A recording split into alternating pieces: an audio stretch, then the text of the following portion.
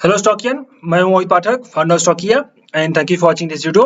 और अगर आप इस वीडियो के माध्यम से मेरे चैनल से पहली बार जुड़ रहे हैं तो चैनल को जरूर सब्सक्राइब कर लीजिएगा एंड बेल आइकन को भी दबा के रखिए ताकि नए वीडियो की नोटिफिकेशन आपको हमेशा मिलती रहे।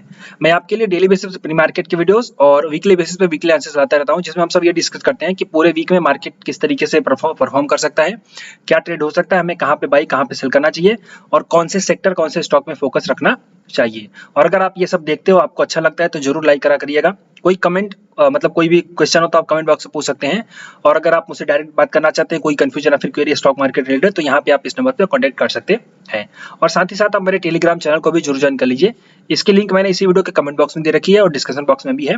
और अगर लिंक ना काम कर रही हो तो सिंपली आप टेलीग्राम पे जाकर के स्टॉकी इन्वेस्ट सर्च करेंगे तो आ जाएगा, विदाउट स्पेस सर्च करेगा, आप उसको ज्वाइन कर लीजिए। इससे क्या होगा कि मैं लाइव मार्केट में जो अपडेट्स देता हूँ उसका बेनिफिट आप उठा सकते हो और वो सब आप उसको ट्रेड कर सकते हो। बट ट्रेड आप अपने एनालिसिस करना, देन उसके बाद ही करना। सो वीकली एनालिसिस में हमारा फॉर्मेट ये है कि हम ग्लोबल क्यूज देखते हैं, डेटा देखते हैं, देन उसके बाद चार्ट को डिस्कस करते हैं। बट सबसे पहले हम ये डिस्कस करते हैं कि हमारे जो इस वीक के लिए जो प्लानिंग थी उसमें क्या हुआ और किस तरीके से चला। तो सबसे पहले वीकली में देख लेते हैं कि मार्केट हमारा किस तरीके से परफॉर्म किया। सो वीकली बेसिस पे देखें तो हमारा मार्केट पॉजिटिव था। ओके, तो पॉजिटिव बेसिस पर अगर हम देखें तो हमारा जो मार्केट ओपन हुआ वो 18,201 पे ओपन हुआ और 18,508 का हाई था एंड 18,178 का लो था एंड 18,479 का क्लोजिंग था। यानी कि ऑलमोस्ट अगर हम देखें तो 300 पॉइंट जैसा मार्केट हमारा पॉजिटिव बेसिस पे क्लोज हुआ है। ओके, तो ये वीक जो था, ये वीक काफी अच्छा था और ये काफी अच्छे तरीके से परफॉर्म कर रहा है। अब हमने क्या डिस्कस किया था, तो आप लोगों को अगर याद हो तो हमने जब ऑप्शन चैन देखा था तो ऑप्शन चैन में हमें दिख रहा था कि मार्केट नेगेटिव है।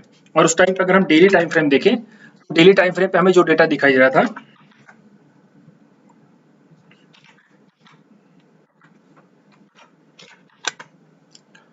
और उस टाइम पे जो हमें डेली का, एक सेकंड,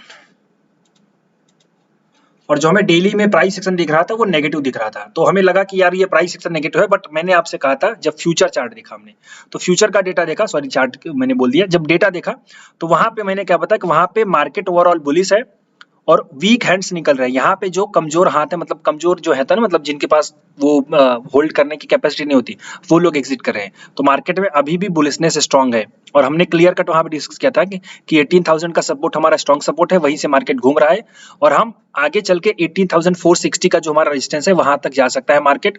और अगर 200 के ऊपर निकलेगा, 200 का मैंने आपको ये भी बताया था कि आप ऑप्शन चैन देखोगे तो ऑप्शन चैन देखने से आपको ये पता चलेगा कि वहां पे सपोर्ट रेजिस्टेंस आपका कहाँ पे है। तो सपोर्ट रेजिस्टेंस में आप देखिए, सिंपली आप पिछले वीक में जाना पड़ेगा तो 18,200 का सीधे सीधे आपका जो कॉल का वाई था वो कम हो रहा था और पीसीआर 1.01 था और अभी भी देखिए 1.37 है। सो अल्टीमेटली जो हमारा ऑप्शन चैन हमने देखा था, तो ऑप्शन चैन के हिसाब से और प्राइस एक्शन के बेस पे हमें नेगेटिव लगा था। लेकिन जब हमने फ्यूचर देखा एंड फ्यूचर के बाद हमने सपोर्ट रेजिस्टेंस देखा तो हमें क्लियर था कि मार्केट हमारा बुलिश है। तो हमने जो प्लान बनाया था वो मार्केट में बुलिश का ही प्लान बनाया था और 200 के ऊपर निकलने पे हमारा मार्केट बुलिश होगा। 460 का हमारा रेजिस्टेंस था, उसके ऊपर मार्केट निकला है, बट हमारा प्लान भी वही था कि मार्केट बुलिश रहेगा। और इसके साथ साथ मैंने आपको आईटी इंडेक्स, निफ्टी है जो आईटी इंडेक्स है वो बुलिश था और मैंने आपको यहाँ पे आई थिंक स्टॉक्स भी शेयर किया है जो परसिस्टेंट है।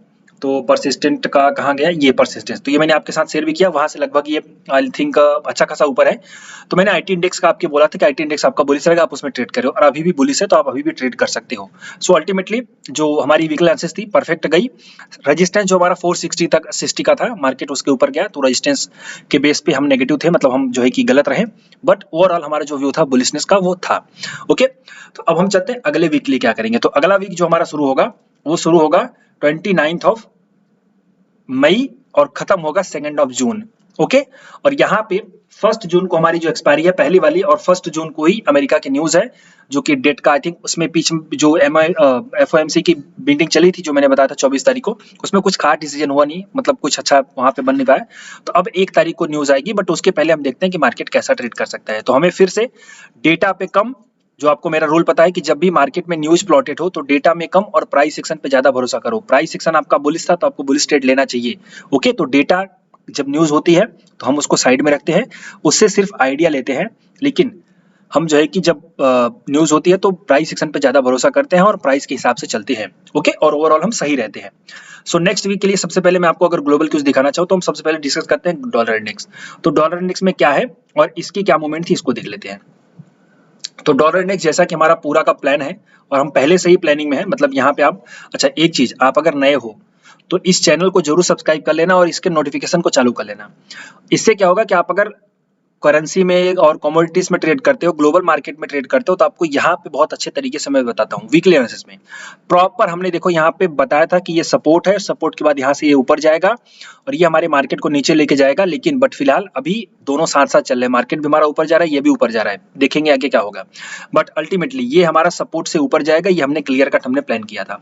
दूसरी चीज, अब एक रूल है कि भाई अगर ये मार्केट ऊपर जाएगा तो हमारा मार्केट नीचे जाएगा, बट दोनों यहाँ पे कॉन्ट्राडिक्शन है, तो ये भी मैंने बताया था कि कॉन्ट्राडिक्शन हो सकता है कभी कभी, बिकॉज अभी न्यूज प्लॉटेड है, तो अभी का जो सिनेरियो है ना वो थोड़ा सा अलग है, यूएस का न्यूज है और यहाँ पे आपका डॉलर जो है वो स्ट्रांग हो रहा है, तो ये सब चीजें आप याद रखो। ओके, तो अल्टीमेटली चलेंगी, बट जैसे ये सब खत्म होगा, कंफर्म होगा, तो हमें फाइनल ट्रेड मिल जाएगा और हमें सही तरीके से डायरेक्शन क्लियर हो जाएगी।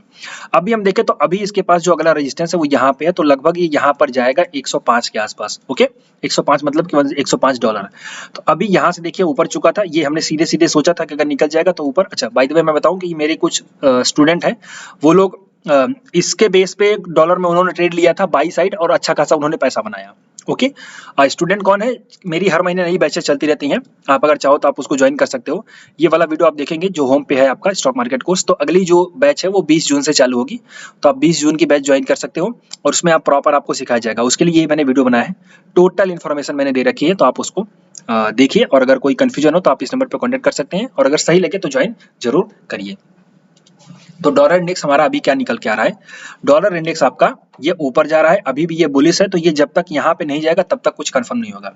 अगर ये यहाँ पे जाकर के रेजिस्टेंस लेता है और फिर ये नीचे आता है, तो इसका जो मेन ट्रेंड है अभी भी डाउन है, तो हमारा मार्केट पॉजिटिव रहेगा।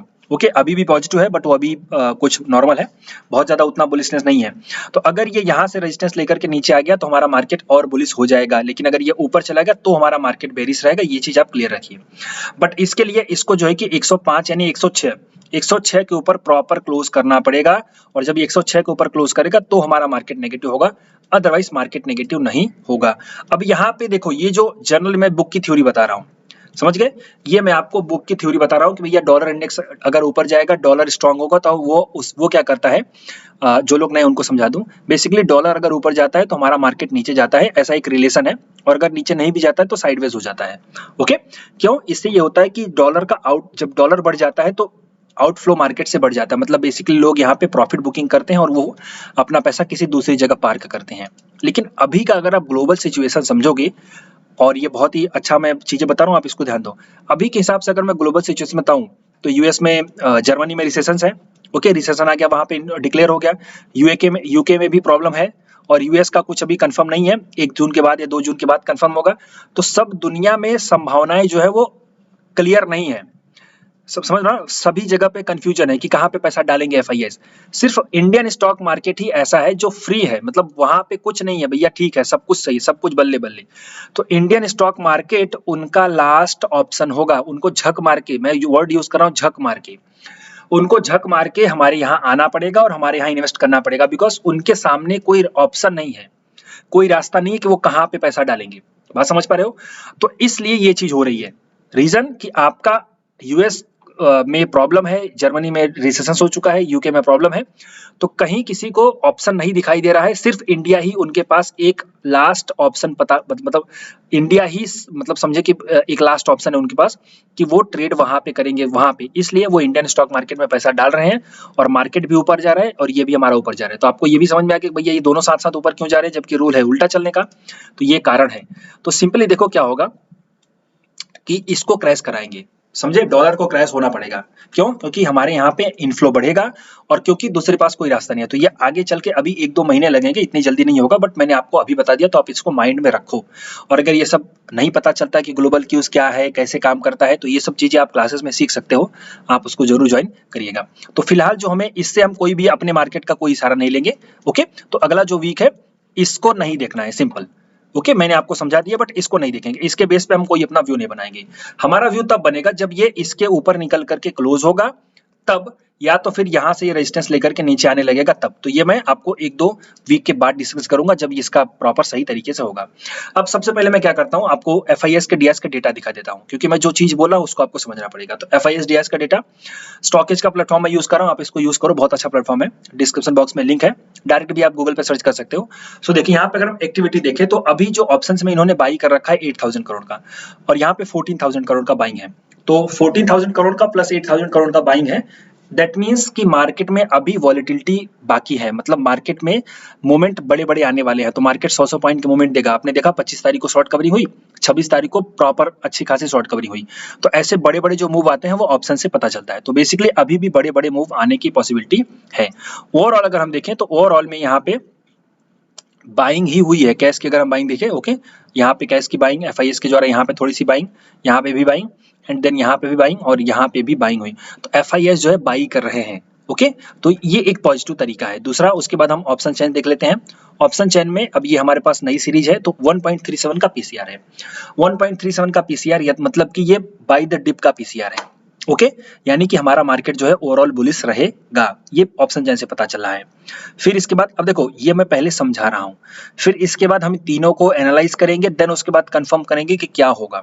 तो 1.37 का PCR मतलब बुलिश, 18000 का स्ट्रॉन्ग सपोर्ट, अभी जो सपोर्ट निकल के आ रहा है वो 18300 का स्ट्रॉन्ग सपोर्ट निकल के आ रहा है। तो पिछले वीक के लिए तो 18300 ही बहुत है, और फाइनल अगर हम देखेंगे तो मंथली बेसिस पे 18000 का हमारे पास सपोर्ट है। ओके, तो 18300 और 18000 का मंथली बेसिस पे सपोर्ट हमारे पास है, वीकली बेसिस पे 18300 का। रेजिस्टेंस देखें तो रेजिस्टेंस हमारे पास जो है अभी के हिसाब से 18500 है, लेकिन जो मैं स्ट्रॉन्ग सपोर्ट स्ट्रॉन्ग रेजिस्टेंस मानूंगा वो 18700 का OI मानूंगा। और अगर OI चेंज के बेसिस पे देखिए तो 18400 पे पुट का OI काफी बड़ा है, दैट मीन्स ये स्ट्रॉन्ग सपोर्ट है, और PCR से भी वो चीज पता चली है। फ्यूचर का OI को अगर हम देखें तो फ्यूचर का OI आपको क्लियर कट पता था, यहाँ पे हमने डिस्कस किया था कि ये जो वीक हैंड्स निकल रहे हैं, मार्केट आपका ओवरऑल बुलिश है, क्योंकि हमने ये देखा था फ्यूचर का OI काफी बड़ा हुआ है। अभी भी मार्केट में आई थिंक थोड़ा सा अब पोजीशंस एग्जिट हुई हैं, ओके, क्योंकि अब PCR जो है नॉर्मल हो गया है। तो PCR बोल रहा हूँ मैं, फ्यूचर्स के OI थोड़े से नॉर्मल हो गए हैं, बट ओवरऑल अभी भी इसमें फ्यूचर के बेस पे भी स्ट्रेंथ मजबूत है, क्योंकि यहाँ पे हमने फ्यूचर का लॉन्ग बिल्टअप देखा हुआ है। तो फ्यूचर का बुलिशनेस और ऑप्शन चेन का बुलिशनेस ये हमें प्रॉपर इशारा कर रहा है निफ्टी के लिए। ओके, यानी कि हमारे ओवरऑल मार्केट के लिए। तो अब हम निफ्टी के ऑप्शन चल के देख लेते हैं अपने चार्ट को। डेटा हमने देखा, डेटा में क्या है, देखो ग्लोबल क्यूज को अभी यहाँ पे ध्यान नहीं देना है, क्योंकि ग्लोबल क्यूज अभी अगेंस्ट चल रहे हैं। मैंने आपको बताया था कि FIS के पास कोई रास्ता नहीं है, वो सिर्फ इंडिया में ही पैसे डालेंगे, उनके पास दूसरा कोई ऑप्शन अवेलेबल नहीं है पूरी दुनिया में। तो उनको झक मार के हमारे पास आना पड़ेगा, हमारे यहाँ पे इन्वेस्ट करना पड़ेगा, पहला तरीका। दूसरा, और जैसे ही ये सब प्रॉब्लम सॉल्व होगी तो फिर कुछ देखा जाएगा, अदरवाइज अभी भी प्रॉब्लम बनी हुई है। ओके, और ऑप्शन चेन से हमें दिखाई दे रहा है 18300 का सपोर्ट और 18000 का स्ट्रॉन्ग सपोर्ट मंथली के लिए। 18700 का हम रेजिस्टेंस मान के चल रहे हैं। तो अब हम देखते हैं कि सपोर्ट रेजिस्टेंस हमारे पास चार्ट में कहाँ है। तो सपोर्ट रेजिस्टेंस देखिए, ये एक है 18650, 650, 700 का मैंने बताया था आपको, तो 700 का बेस पे निकल रहा है और 650 के बेस पे निकल रहा है। तो एक बार यहाँ पे मार्केट आने पे ना जरा सा रुकेगा, उतना जल्दी रुकेगा नहीं। जैसे यहाँ पे देखो एक बार रुका, फिर हॉल्ट लिया, ओके, और ये हमने डिस्कस भी किया था कि यहाँ पे मार्केट हॉल्ट लेगा तभी कुछ होगा। यहाँ पे एक बार फिर से मार्केट आकर के हॉल्ट लेगा और थोड़ा सा साइडवेज हो सकता है। तो अगले वीक के लिए जो मैं मार्केट को समझ रहा हूँ वो थोड़ा सा साइडवेज समझ रहा हूँ, okay, sideways to volatile, volatile to sideways. तो यहाँ पे अगर वो 650 तक जाएगा तो वहां पे एक बार वो हॉल्ट करेगा, लेकिन अगर वो क्लोज कर देता है 700 के ऊपर, 700 के ऊपर वीकली बेसिस पे अगर क्लोज हो जाता है तो फिर हम एक नई रैली के लिए तैयार होंगे। अदरवाइज इससे थोड़ा सा हमें सेलिंग प्रेशर देखने को मिल सकता है, बट इसको टाइम लगेगा। ओके, अब देखो प्राइस एक्शन जो बोल रहा है मैं वो आपको समझा रहा हूँ, अब ये कैसे प्लॉट होगा वो सब हम आगे देखेंगे। ओके, और ये सब पता भी चलेगा, मैं आपको समझाऊंगा कि कैसे पता चल सकता है। तो अभी के लिए अगर देखें तो 650 का हमारे पास रेजिस्टेंस है, यहाँ पे आकर के हो सकता है कि मार्केट थोड़ा सा नीचे जाने का कोशिश करे, तो ये हमारे पास स्ट्रॉन्ग सपोर्ट होगा 18000 का, जो कि अभी भी बना हुआ है, और 18200 से लेकर के